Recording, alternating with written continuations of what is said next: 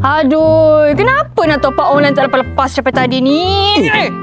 Kau takkan tak tahu 9 hingga 10 Mac ni kan top up dan juga MNP tengah down. Kau tahu sebab apa? Sebab apa? Sebab Celcom Digi sekarang ni sistem diorang tengah upgrade. Lah, iya ke? Habis tu cara kalau top up ni? Takkan kau tak tahu? Pin reload kan ada. Pin reload? Apa benda tu? Pin reload kan benda-benda kuno, benda dah lama ada. Takkan kau tak reti? Serius aku millennial. Okeylah.